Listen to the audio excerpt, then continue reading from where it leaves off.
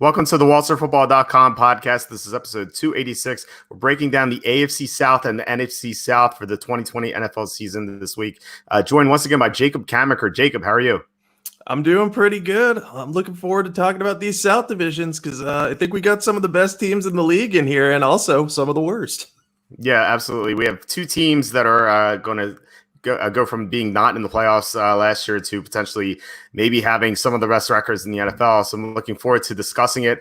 Before we do, I should say that if you're watching YouTube, please hit subscribe, hit the notification bell, and thumbs up the video. That would mean a lot to us, especially subscribing. But yeah, let's get right into it. So the AFC South, the Texans have been winning the division. The Titans snuck in last year. They got to the AFC South. The AFC Championship. But I think that we're going to agree that the Colts are the favorites here. Do you agree?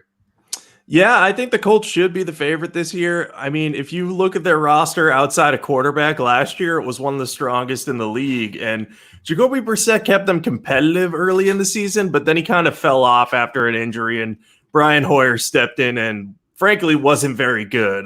He did not look ready to lead the team to the postseason. So they ended up not qualifying, but I think they fixed that by getting Phillip Rivers. I know Rivers is coming off of a down year and he threw a lot of interceptions and, that'll be a little bit of a problem that he has to work on, but he's definitely an upgrade over Brissett and Hoyer. And that's what people are kind of missing in this is that even if he still has trouble with turnovers, he still has more upside than Brissett and Hoyer, at least at this point in their careers. I know Rivers doesn't have a ton left in the tank. They got him on a one-year deal. I just think his downfield passing ability is better and more consistent than Brissett. And Brissett had some turnovers at times last year and couldn't make enough plays. I think Rivers will make enough plays, and he'll really be able to use the weapons that the Colts have on the offensive side of the ball. Yeah, I think Rivers is definitely an upgrade. Brissett, he had some bright moments last year, but he struggled down the stretch. I think the injury had an impact on that. But Rivers should be better. I know he struggled at the end of last year for chunks of last year, but the Chargers had such a bad offensive line that he really didn't have a chance. Conversely, the Colts have one of the best offensive lines in the NFL. So I think that's huge. He's not going to have the same the number of proven weapons, but the Colts have some upside there. They have Paris Campbell in his second year. They have Michael Pittman Jr. in his first year, and then they have T.Y. Hilton, of course. It'll be interesting to see if Hilton can stay healthy. He hasn't been able to do that.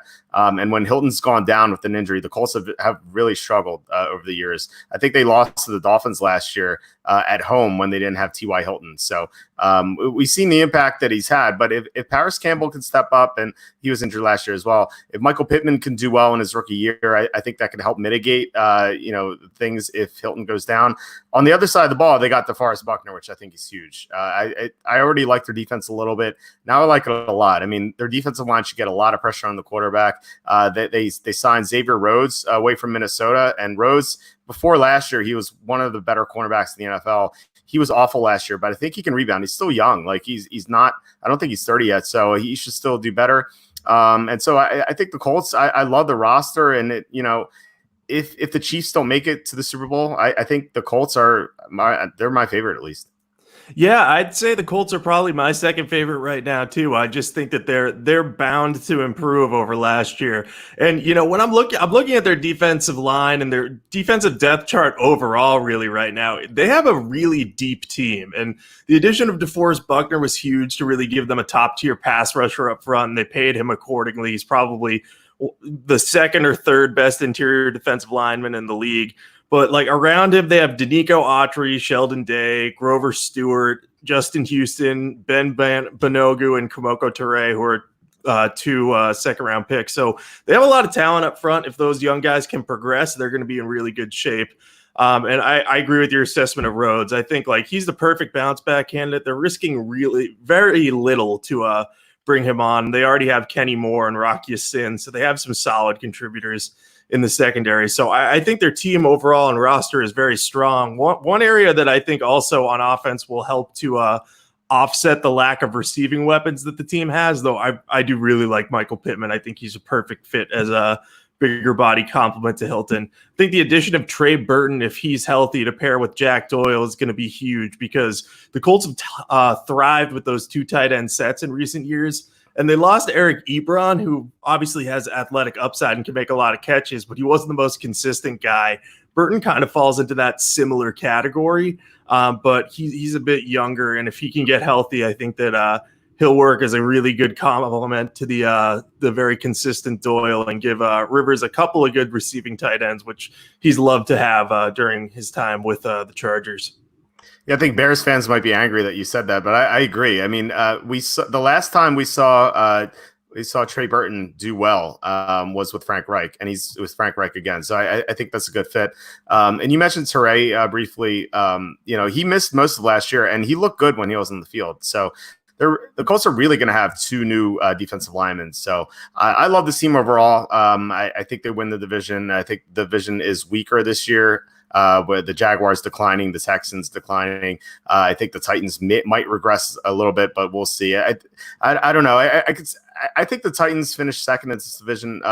Do you agree with that, or do you think it'll be the Texans? I think the Titans are probably better positioned to be there. I just think they have the higher floor as a team. I think they're like the classic lower ceiling, higher floor type of organization. I mean, I don't love the contract that they gave Ryan Tannehill. In fact, I really don't like it, because, it looked like that may turn into a bargain compared to what other guys on the market were getting. But because there were so many options, we saw Jameis Winston sign for like a very minimum deal. And then you had Tom Brady sign a 2-year, $60 million. And then Ryan Tannehill gets almost $30 million a year for, like 4 years, which is crazy given that he only played for the second half of last year. And he did get them to the AFC title game, but I just don't know if this team has the same ceiling. I think they're worse off on defense. They lost Cameron Wake and traded Jarrell Casey. And I know they have some young defensive linemen. Jeffrey Simmons was really good when on the field last year, and it was a real surprise. But they've lost those two defensive linemen. They've lost Logan Ryan, who had some issues in coverage, but was a playmaker overall. So I'm not sold on this team being a division winner. I think they have a chance to compete for a wild card spot again. But I'm just a little worried about how the offense is going to hold itself up if Derrick Henry can't handle as big a load as he did last year. And I'm a little bit worried about the losses on defense. And also, I just want to mention, if Ryan Tannehill struggles, their alternatives at the position currently are Logan Woodside and Cole McDonald, an undrafted free agent, the 7th round pick. So maybe not the best time to bet on the Titans, just in case. Yeah, it's not a good sign if your backup quarterback is a nursery song. Old McDonald's not going to get it done if Ryan Tannehill gets injured. The Titans, I think they regress a little bit. You mentioned Jarrell Casey leaving. They lost Logan Ryan which is not like a huge loss, but it is kind of significant. They got Jonathan Joseph at least, but we'll see. He's pretty old. Losing Jack Conklin on the offensive line, I think that's pretty huge. They drafted Isaiah Wilson in the first round, and Isaiah Wilson could end up being a good right tackle, but he's not going to be Jack Conklin this year. So the blocking will get a little bit worse. Derrick Henry had nearly 400 touches last year, including the playoffs. Like that's a huge workload. I know he's like this bulldozer who seems invincible, but we've seen over the years when running backs approach 400 touches, they really decline the following year. Like Larry Johnson's a classic example. He had that awesome year. He had 420 carries 1 year, and then the next year he kind of like fell off the map. And that happens all the time with running backs. It's not always going to be like that. It's like, but it's close to like a 90% failure rate the next year. So I think Derrick Henry takes a little bit of step backward. Maybe Darrington Evans can do well, picking up some carries in the middle of the season, late in the year. But the Titans, I just don't think they're as good, and they have a tougher opponent now with the Colts. They split with the Colts last year. They won in Indianapolis in Week 13 last year. I actually just watched that game. The Colts didn't have T.Y. Hilton in that game either. So I think it's going to be tougher for them to split. I think the Colts, to generally dominate the matchup, I think they'll sweep the Titans. And the Titans, who have somehow they've gone 9-7 the past 4 years. I don't know how this is possible. It just seems like another 9-7 type season. Like, this team's good, but they're not. I don't think they're great. I don't think they're the team that went to the AFC Championship last year. Yeah, I mean, if we were believers in trends, we'd be all over that 9-7 bet, because if they can do that 5 years in a row, that would almost be more impressive than however many consecutive division titles the Patriots won, just because it's specific exact numbers. But I think to your point on Henry too, it's not like he wasn't a little bit banged up late in the year. Like, they did sit him out. I think one of the games, I think against the Saints in week 16. I want to say that's when they sat him out. It was the fantasy championship game in my league, and the guy who had Derrick Henry couldn't play him, and it was very upsetting. I mean, obviously, it ended up working out for the Titans, but even if that was just maintenance, it's still worth monitoring. As you mentioned, running backs tend to regress without those major touches. And though they got to the AFC Championship game, it wasn't really Tannehill that did it. So if Henry struggles or does have to deal with an injury and Darrington Evans can't really add the same thing to the running game, Tannehill's going to need to make more plays. And I mean, he was good last year, don't get me wrong, but we haven't seen him consistently find success as a starter at the NFL level yet. So there are just a few too many concerns with this team for me, but I still think they'll fight for a wild card spot. I think that they're solid overall. They have some good young talent. And I still think the left side of their offensive line is solid. And I'm a fan of Isaiah Wilson. I don't know if he's going to pan out quite yet, but if he does, that'll be a huge help. But I do think they'll miss Conklin for sure. Yeah, I mean, Tannehill, like you said, he played well at times last year, but with a worse offensive line, he might regress a little bit. We'll see. Speaking of teams with bad offensive lines, or at least the Texans have a much worse offensive line than anyone else, than any team we've spoken about so far. The Texans lost DeAndre Hopkins, and that's kind of huge. And I think that's one of the reasons why we're down on the Texans. Do you see the Texans competing for a wild card? I think that they could, but this team is starting to remind me a little bit more of the Seahawks in that, they're going to really have to be carried by Deshaun Watson to get to the postseason. The loss of Hopkins is huge. And now he has weapons in the receiving core, a lot of name recognition, but there's no one that's really reliable because Brandon Cooks has injury issues. So does Will Fuller. So does Randall Cobb. And Kenny Stills is a solid receiver who can start on the outside, but I feel like you don't want him to have to be one of your more consistent weapons because he's more of a deep threat, big play threat. So I think they're dealing with they could deal with a lot of injuries at that position. They don't have a ton of proven talent at tight end. And as you mentioned, their offensive line outside of Laramie Tunsil is pretty bad. I mean, they mega reached for Titus Howard in the first round in 2019, and he did not look pro ready at all last year. Max Sharping did not look great. He was another draft pick. He started a lot at left guard. Nick Martin's fine at center. Zach Fulton has played well at times at right guard. So those guys are solid but unspectacular. They're the types of guys who, if you have strong players around them, you can totally get by. But where they're surrounded by a couple of weaker young players, they're going to have to hope that those guys get better if they want to compete. So I think their offense is going to be carried by Deshaun Watson. And I think defense, they just are they've had some losses there too. They lost DJ Reader and they didn't really replace him because Timmy Jernigan's deal got voided. They did draft Ross Blacklock in the second round, so he'll probably be the guy there. But I just think this team is bound to regress. Their defense isn't as strong as it was earlier in Bill O'Brien's tenure because he has hemorrhaged talent from there, including the horrific Jadeveon Clowney trade. So I think that relying on Deshaun Watson to carry this team to the playoffs is, it's a safe bet that he'll at least be able to keep them competitive, but it's going to be tough for them to make noise in this division because it's pretty crowded. Jacob, how could you say that he has to carry the team with these great names like David Johnson and Randall Cobb and Brandon Cooks? Like, if this were 2016, like the Texans would be amazing right now. Like, unfortunately, that's not the case. It's 2020. Last time I checked, and these guys aren't good anymore. Like David Johnson, he can't stay healthy. Brandon Cooks is one concussion away from being done playing football forever. Unfortunately, Randall Cobb, he's kind of a shell of his former self. He actually didn't have a bad year last year, but I can't see that holding up again.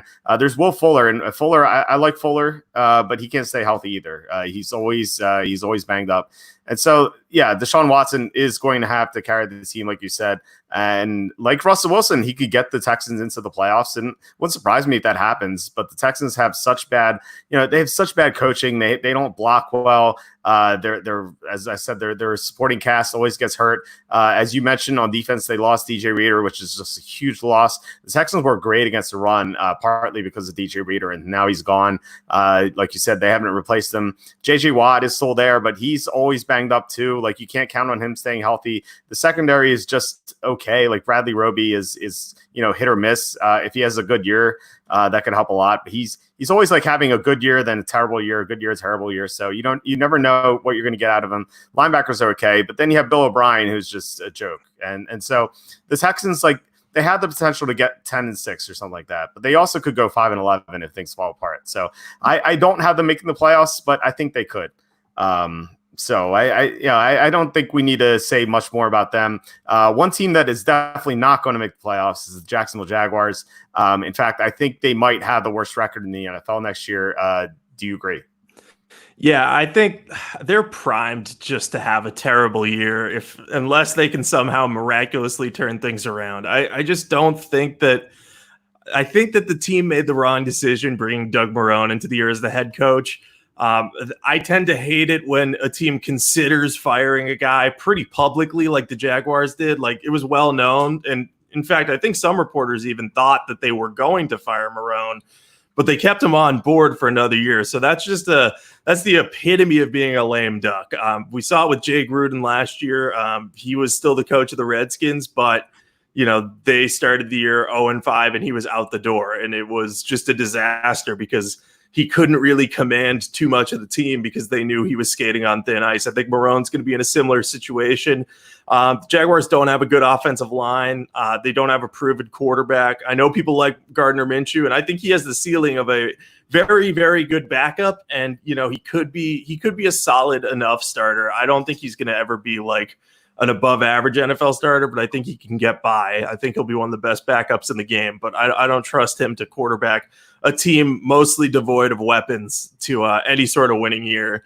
Basically, you're looking at DJ Chark, D.D. Westbrook, and second round pick Laviska Shenault carrying this team, which, they're all good young talents, but they're only going to be able to get so far. And, Leonard Fournette wants out, it seems. Yannick Ngakoue wants out.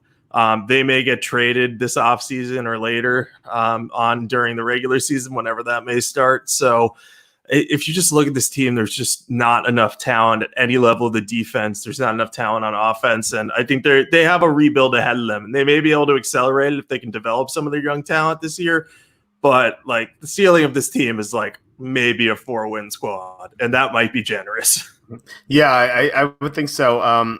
His team reminds me of the Dolphins last year. Except they don't have a good coach. So this team could quit on Doug Marrone, whereas the Dolphins last year, they were awful to start the year. Like, they were getting blown out left and right. Like, fading them was easy money. And then something happened. Like, they got better somehow, and like, despite not having much talent. And then ended up being like Brian Flores ended up being a very good coach, and he got some of his disappointing players in the past to perform well, like Devontae Parker, for example. Like, he had a huge year. Several other players on the team improved, and it was all because of Flores and his coaching staff. Like, they did a phenomenal job. Conversely, like, the Jaguars don't have a good coaching staff, so like, they're not going to get better as the year progresses. Like, they're only going to get worse. Like you said, they're going to trade Ngakoue at some point. They're going to trade Fournette at some point. Wouldn't surprise me if they traded another player where you don't really have or a radar on. Like, I think it's just going to be like a free for all, like fire sale, because they're tanking for Trevor Lawrence. Like, that's what they want to do, and I think it's a good strategy. I mean, like 2 years from now, 3 years from now, they're going to be in playoff contention, but not this year. And it wouldn't surprise me at all if they went 0-16. Like, this team's just bad. They can't do anything well except the receivers are good. Like, DJ Chark is great. D.D. Westbrook's okay. And then they, like you said, they have Shenault too, who has upside. We'll see. But this team just doesn't really have anything else going on if they trade Ngakoue and Fournette. So, I think I have them going 1-15 on the site. I'm definitely going under win total. I think this is one of the easiest plays for win totals this year. Yeah, I would agree. I would definitely go the under here. And I just want to mention a comment. Doug, I'm going to call you Doug Z because I don't want to mess up your last name pronunciation, is pointing out that the Jaguars have a new offensive coordinator. Unfortunately, that coordinator is Jay Gruden.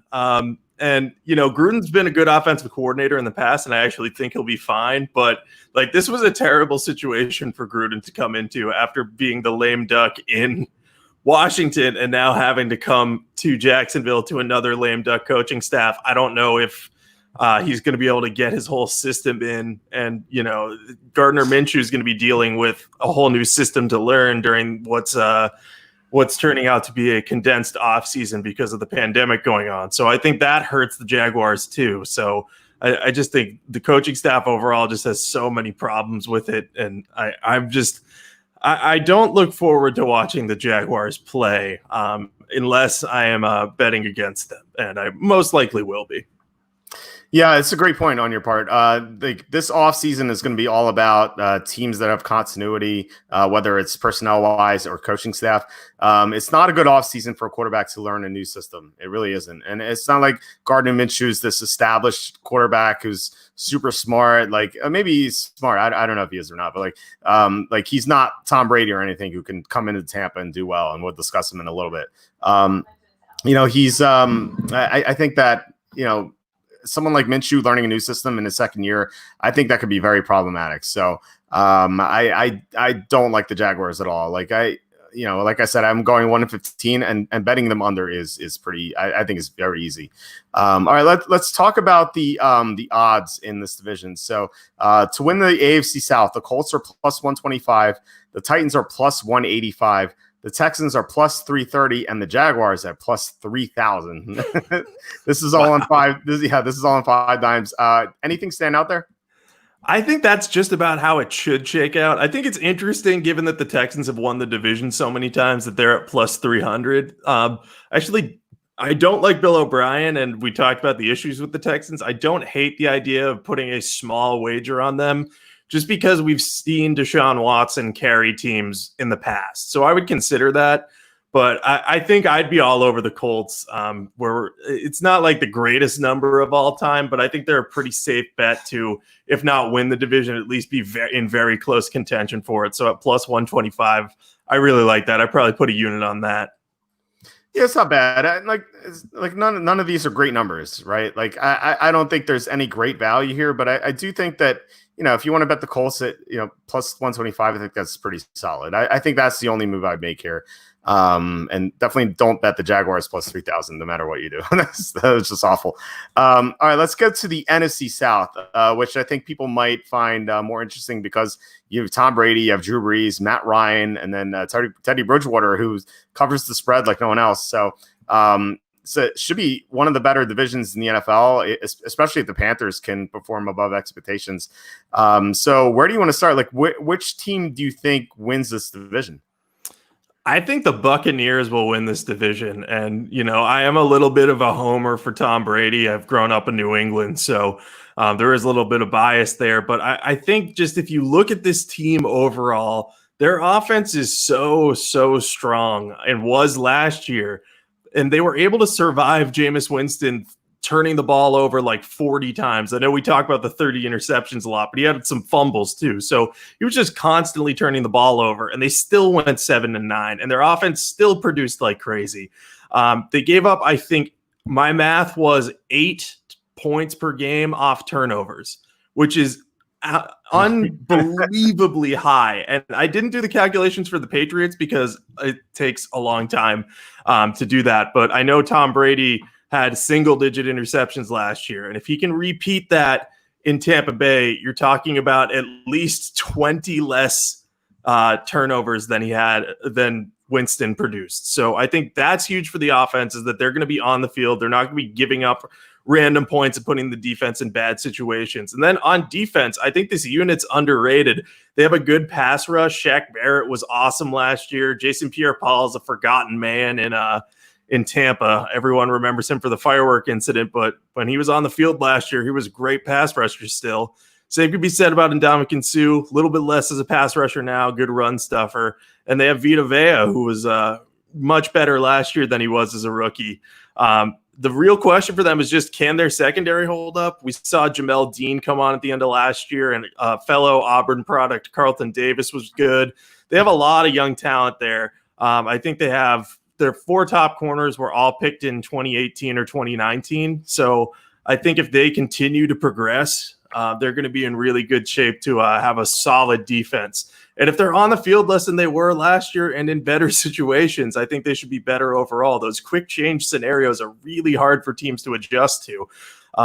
So I just think that the Bucs have a super high ceiling and a super high floor. So they're the type of team that I'd be expecting to be very competitive in this division.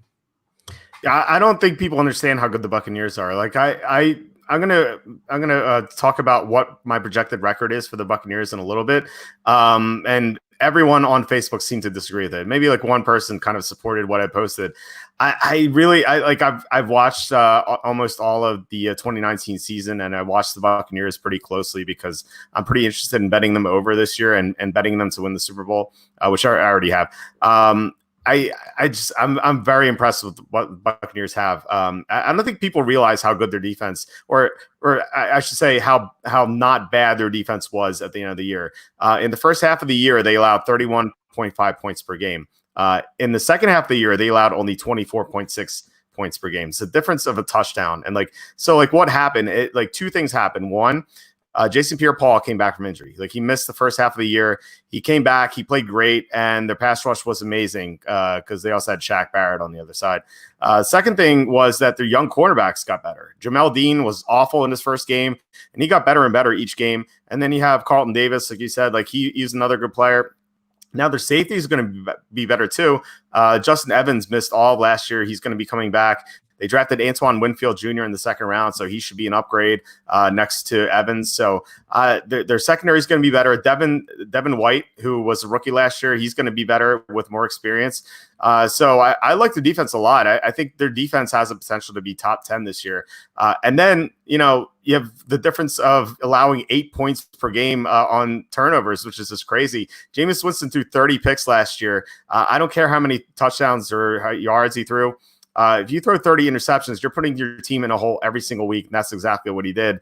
I actually just looked at it. So if you take away the 8 point whatever points per game they allowed on turnovers, the Buccaneers last year lost 6 games by 7 or fewer points. So if you trim that, suddenly they're 13-3. And that's not even including their defense getting better, and also Tom Brady being obviously a better quarterback than Jameis Winston. So Tom Brady is going to have Chris Godwin, Mike Evans, Rob Gronkowski, OJ Howard, Cameron Brate to throw to, so many weapons.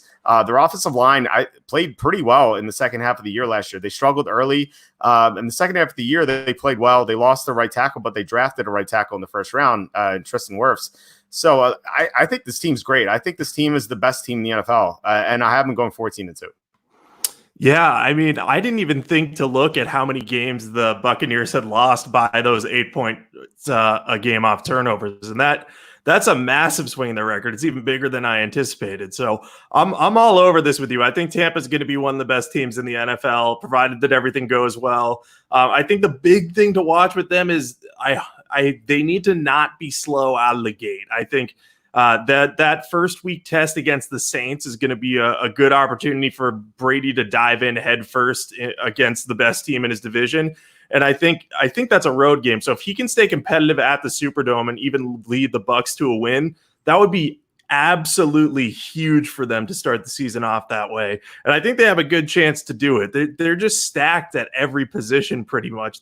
You're hard pressed to find a hole. And we didn't even talk about the coaching. Their coaching is fantastic. Bruce Arians is a great offensive mind.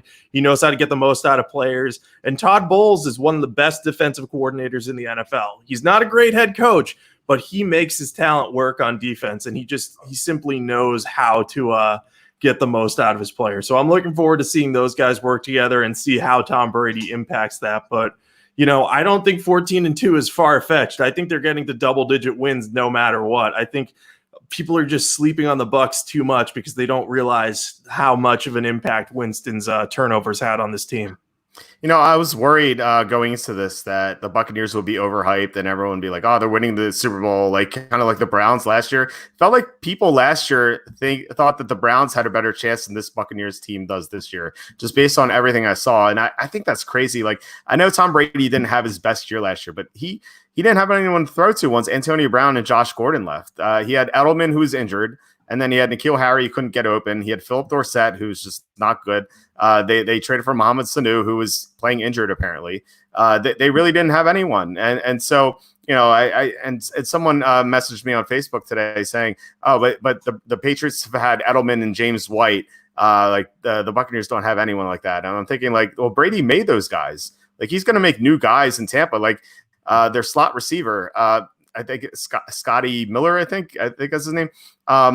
I could see him catching like 80 passes this year. Like that's the type of guy that Brady has turned into. Like, Wes Welker was nothing before Brady. Edelman was nothing before Brady. And Troy Brown, back in the day, he was really nothing before Brady. So like Brady has turned like nothing receivers into Pro Bowl talent, like quote unquote Pro Bowl talents. So I think he's going to do that again. Like I'd be shocked if unless there are tons of injuries, I'd be shocked if the Buccaneers finish worse than 12-4, really. Yeah, I agree. And you make a good point about the James Edelman, sorry, Julian Edelman, James White type of guys. James Edelman is a Case Keenum truther who comments on a lot of my Redskins posts. But yeah, no, Julian Edelman, James White were definitely improved by Brady. And you look at the guys that Tampa Bay has. I mean, they used Dare Ogunbowale as a receiving back last year.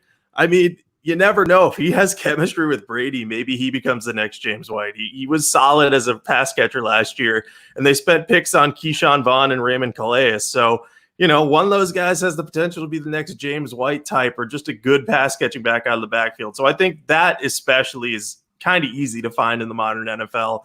And I like Scott Miller enough too. So I think if he becomes the kind of that third receiver there, this offense could really be stacked.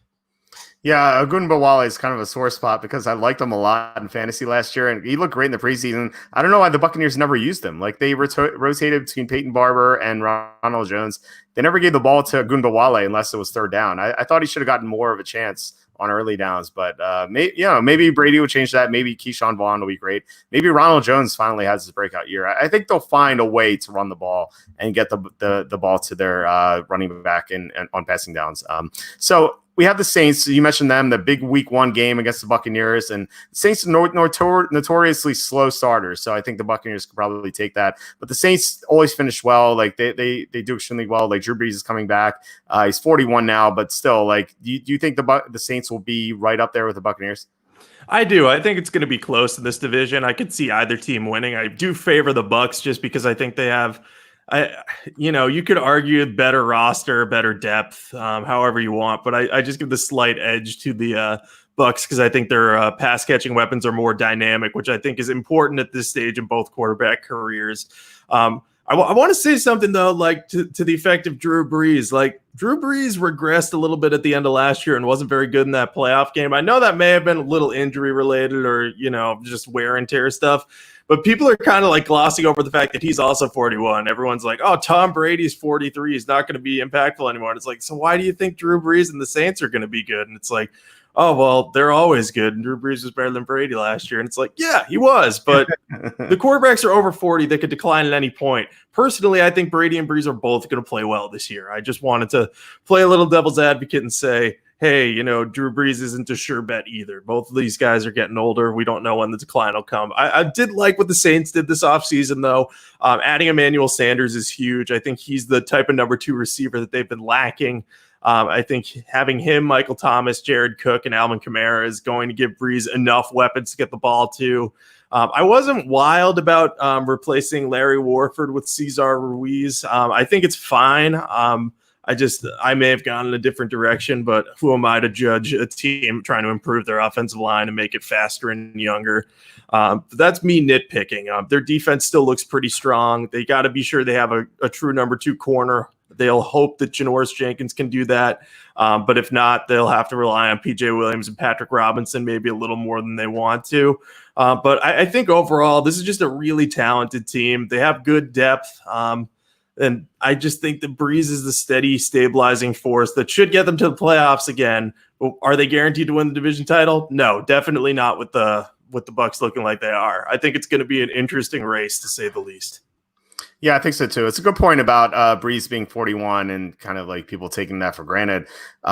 He had that thumb injury. I never thought he was completely healthy coming back last year. Like he wasn't his dominant self. Like he still played well at times, but he wasn't 100%. And losing that fumble against the Vikings, I thought was huge. I thought that was kind of like the deciding factor in that game. And I feel like as long as the Saints can avoid the Vikings in the playoffs, they should do well and maybe gets to the Super Bowl again.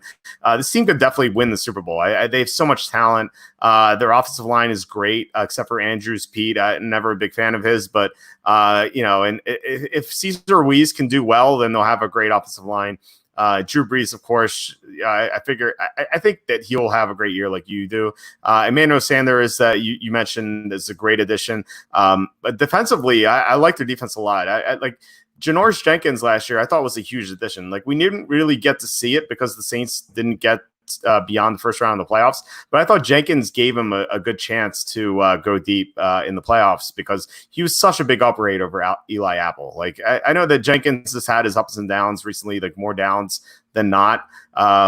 Than ups, but he's a lot better than Eli Apple, and I thought he was kind of like disinterested with the Giants last year, and I think that being with a winning team should give him more motivation, and I think he should do better.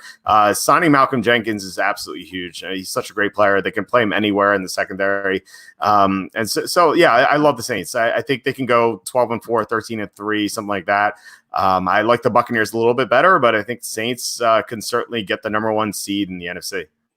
Yeah, I agree with that for sure. And I think the Saints are one of those teams too. And I talk about a few of these every year. They're primed to add a guy at the trade deadline. They've shown a willingness to bring in guys like Eli Apple and Janoris Jenkins in the past couple years. So if they sense they have a weakness on offense or defense, maybe Andrews Pete continues to play poorly. And personally, if I was the coach, I would have just put Ruiz in place of him, cut Pete, and kept Warford. But again, who am I to make the decisions? Warford is still unsigned. So anyway, I do think that there's an opportunity for the Saints to make one more upgrade, whether it's at linebacker or at cornerback or, maybe at the guard position if they want to. So I do think they should be good, though. I think the NFC South is going to be fun to watch because of the back and forth between Brady, Brees, the Bucs, and the Saints, because these teams are definitely having their windows close a little bit, even though the Saints have some future plans at quarterback. So it's kind of now or never for them.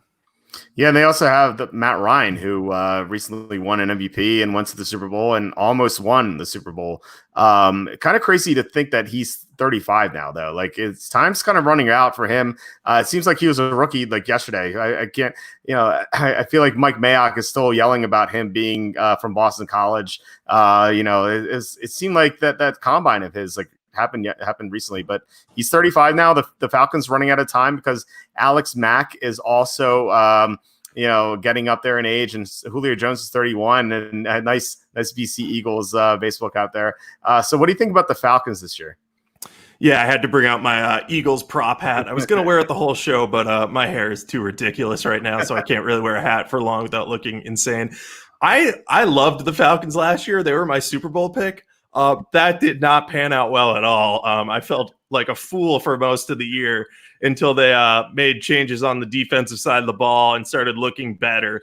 I like the Falcons' potential all right. I think that if they weren't in such a tough division, they could be a wild card contender. But there are a few areas I don't trust on this team. First of all, I think their offensive line is solid. I like Jake Matthews. I like Chris Lindstrom. I like Alex Mack.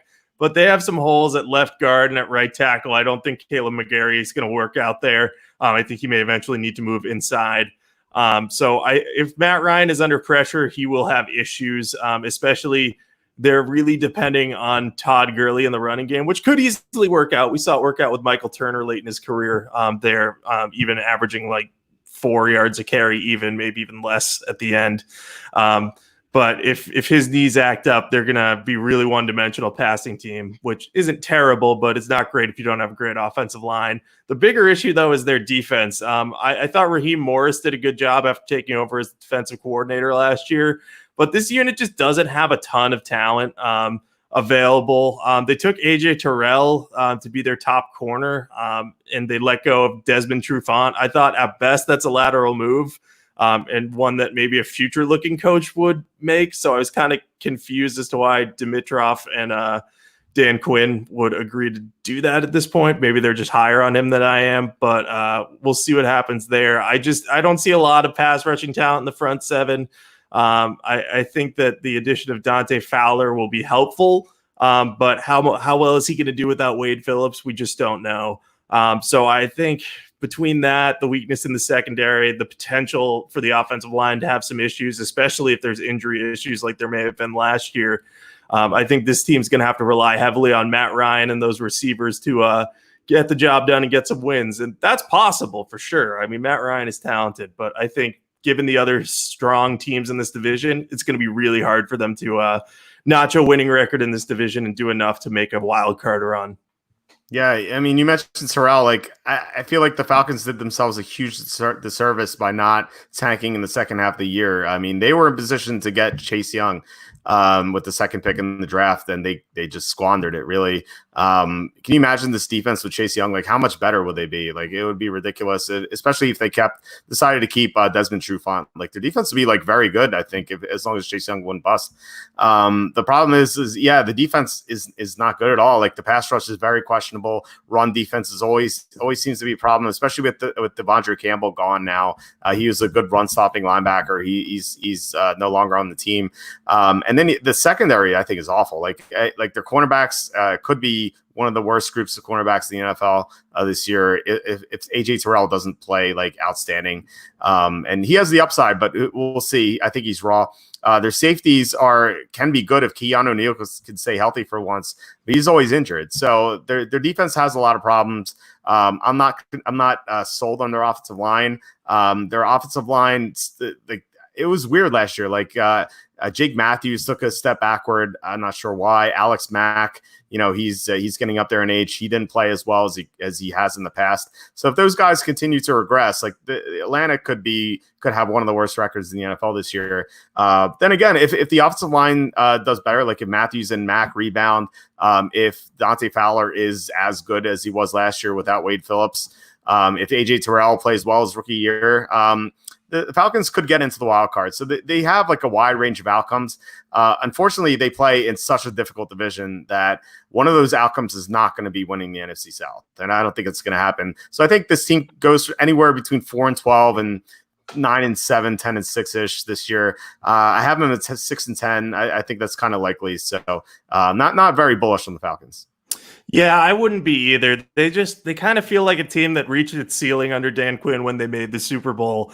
Last year, we saw the beginning of the end in ways, and he made like a brilliant move moving Raheem Morris to the defensive side again to kind of save his job for one more year. But I just don't think the talent is there. And I just look at this team, and it's a very okay team. And it should be noted that I said that about the San Francisco 49ers at this time last year. So I don't exactly have a great track record with picking the okay teams in the league.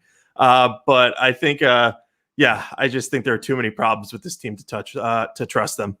Yeah, speaking of teams with problems, the Panthers are their last remaining team. They got Teddy Bridgewater, and they still have Christian McCaffrey and DJ Moore. But this team seems like it has a lot of holes. So I think we agree that they're one of the worst teams in the NFL, right? Yeah, I had repeatedly said at one point that the Panthers were going to have the number one pick in 2021. I've backed off that a little bit since because we've seen what's happened to the Jaguars. But to tie things back to the hat I'm wearing, Luke Kuechly's retirement is going to have a massive impact on this defense. People don't realize just how valuable Luke Kuechly was to this team, I think. I mean, we obviously see his impact as a player, but when he's missed time, this defense just hasn't been as good, hasn't been as cohesive and connected. They've had some problems being solid. And I think that the Panthers did have a good draft, to Doug's point. I like what they did, adding a ton of talent on defense. because they needed it. But I just don't see a very high ceiling for them right now. I think they have a lot of talent that they need to develop.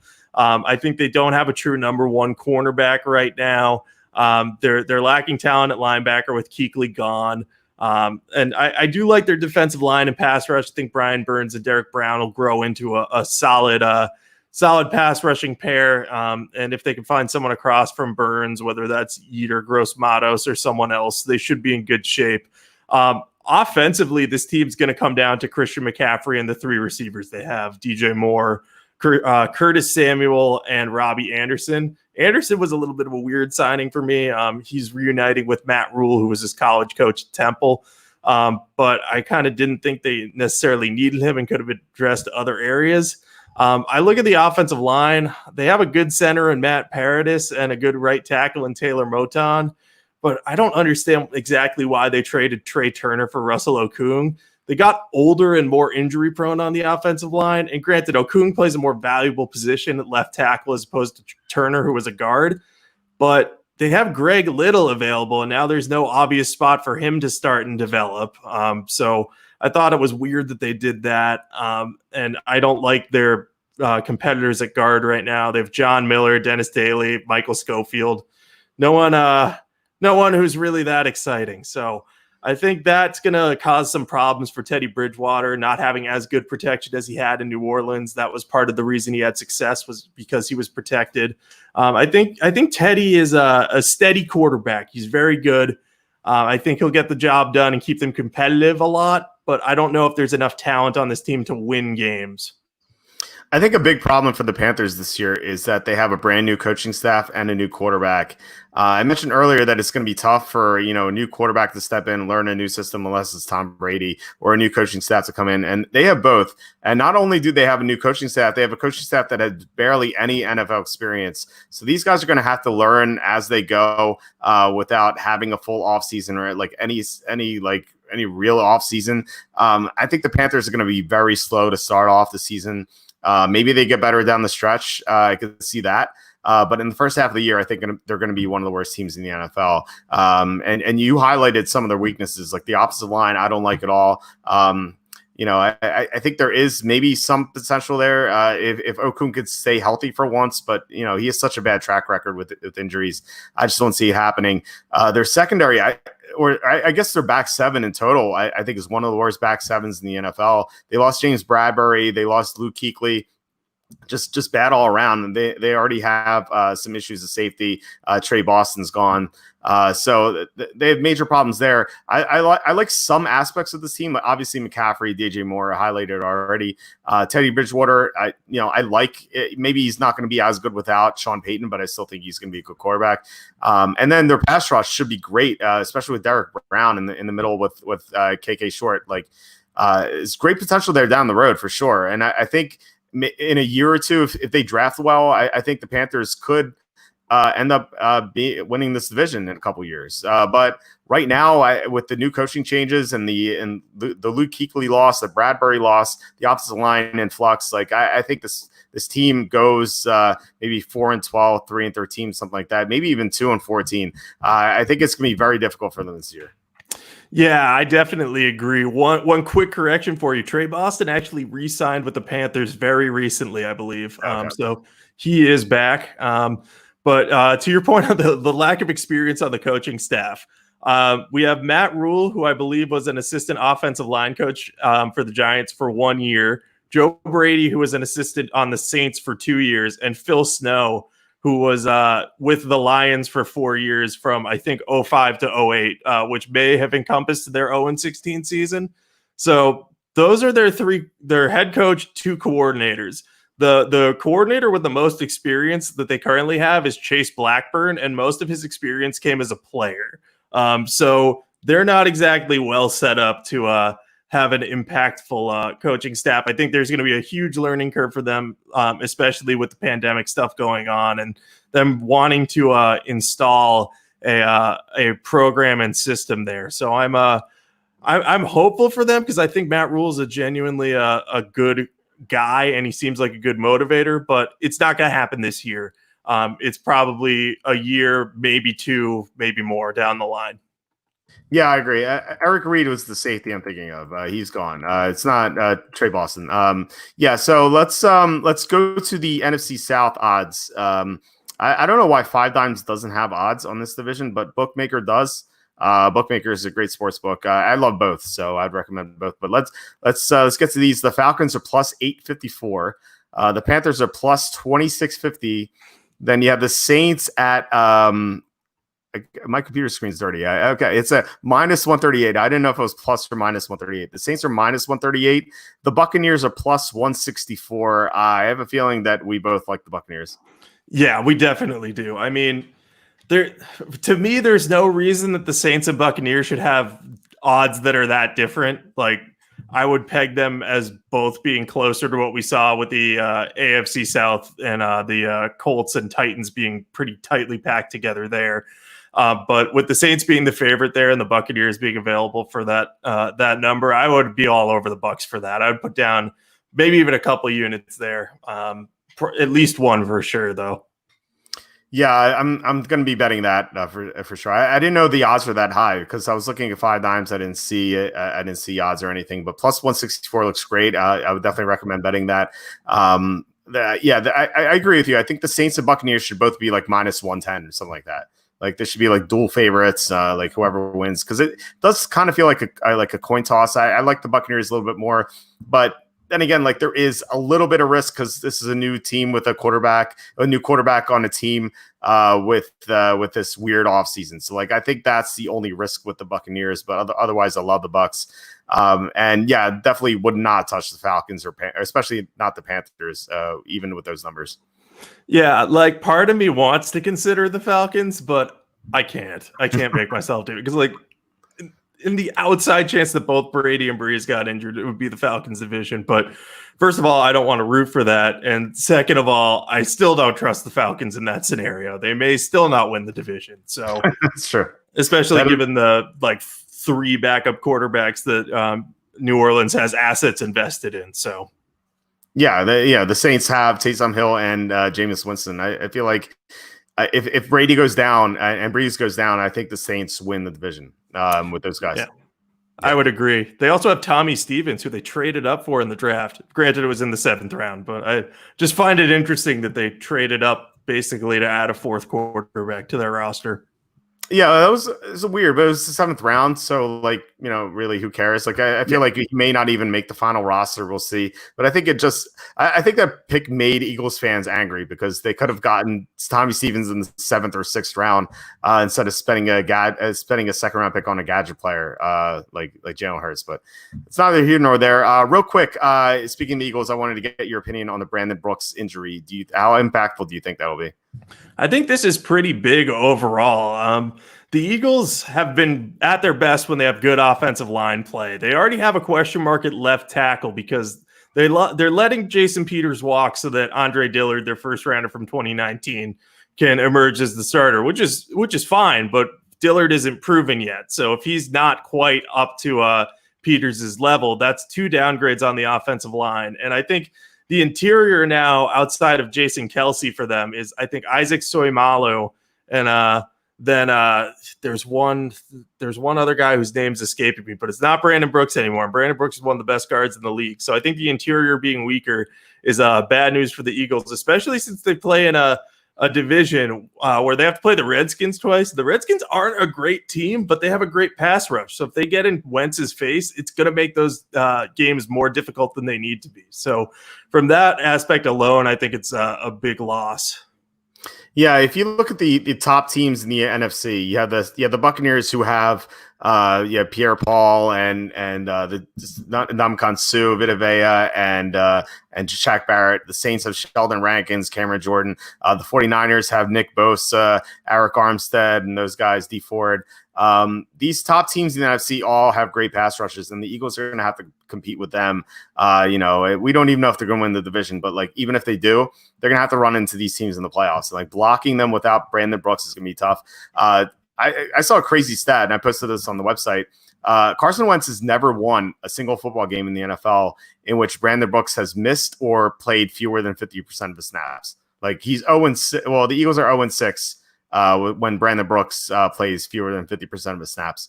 Like that's crazy. Like Wentz has never had a win like without Brooks. So it's going to be very difficult, especially with Jason Peters gone.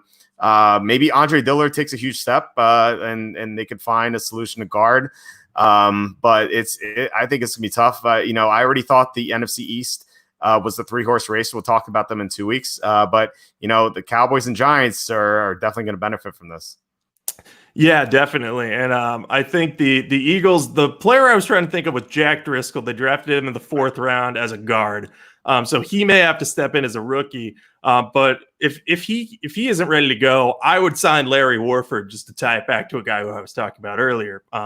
Because he's at least solid and has been a Pro Bowler in the past. So he's at least a strong replacement for Brooks. But I think that spot's going to be very important for the Eagles. And if they don't find a solution, things could go south for them pretty quickly, especially if their injury issues continue, because I don't think Alshon Jeffrey's fully healthy either. And, we've seen them have a lot of issues in that area the last couple of years. Yeah, but they don't seem to know when Jeffrey's going to come back. Doug Peterson said that he has no timetable, so he can miss the first half of the year for all we know. So yeah, it's looking rough for the Eagles, but it's not the toughest division, so they could still win it. So yeah, I guess that's it. So if you're watching YouTube, please hit subscribe. That would mean a lot. Or send this link out to anyone who would enjoy it. So do you have anything to plug? You can just follow me on Twitter at Jacob Camenker. I'll be tweeting about football thoughts and tweet out links to podcasts and stuff. And I've got some scouting reports over at Rigo's Rag on the Redskins draft picks that I'm continuing to very gradually work on. So I'll have one on Cameron Curl coming out in the next few days. So if you're interested in a 7th rounder who's probably going to play special teams, that's the place to find everything you need to know about him. Sounds good. Well, maybe he will become a starter. We'll see. I'm at waltzerfootball.com. Season previews being posted. Charlie's still posting his why the slide. If you want to find out why a player slid in the 2020 NFL draft, Charlie will have that for you. And fantasy football content. So our fantasy rankings are available. That's it for this week. Next week, we're going to do the AFC and NFC North, and looking forward to talking about that with you. And I'll talk to you next week. All right. Sounds good. Talk to you then. All right, bye. Bye.